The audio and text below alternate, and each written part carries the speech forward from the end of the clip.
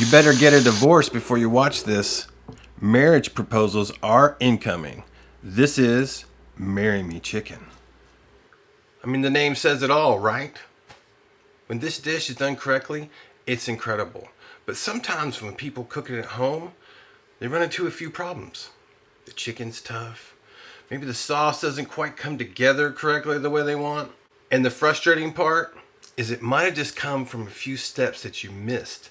They didn't seem that important in the cook, but they affect the outcome in a really big way. So today we are building Marry Me Chicken from scratch. Let me show you how. Start with chicken thighs or breasts. Season them well with Lucky Cajun Black Label.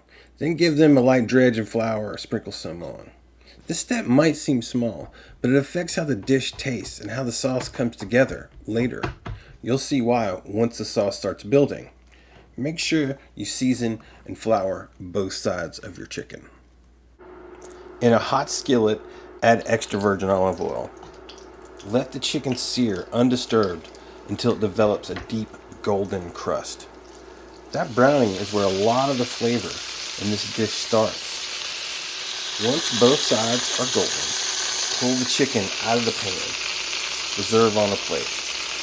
Do your next batch. Repeat the process again. Leave everything in the skillet. We're about to build the sauce right on top of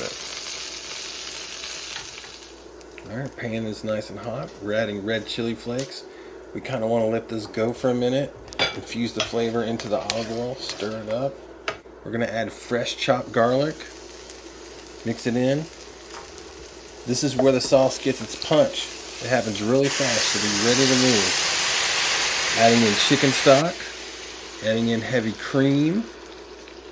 Then we're going to add in sun-dried tomatoes and fresh oregano.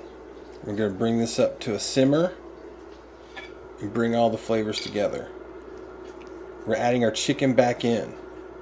It's going to finish cooking it and help it get tender. Remember that flour dredge from earlier? That's thickening up the sauce now. We're going to add a little white wine.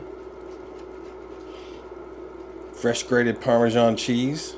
This is something you can't miss. This is super important.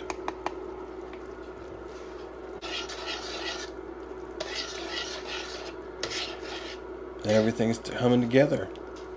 Cook it slow and low till the chicken is tender. It's thickened up. Make sure you're tasting this so you know what's going on. Add in your fresh basil. This is where the dish is finishing. We're going to stir that in, let it sit, leave it on low. Now we're going to make our polenta. A little truffle oil and some Parmesan cheese in there with some of our chicken stock that we made yesterday. Yeah, man, look at that. Simmering away, ready to go. You can use instant or traditional polenta cooked in chicken stock. Just make sure you give yourself enough time to cook. Make sure it's nice and creamy. Add the truffle oil to give that earthy, aromatic flavors. Add in Parmesan for salt and richness. And make sure you serve this right away.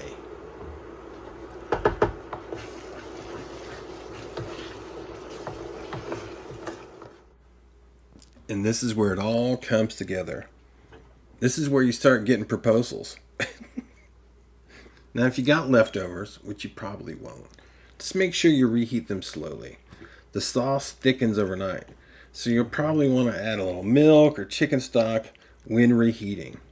You could serve it over mashed potatoes. You could serve it over pasta. You could mix it in with that pasta and bake it.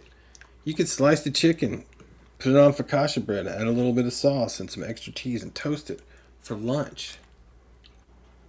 The recipe, blog, seasonings, and tools used in this video are all listed in the video description below.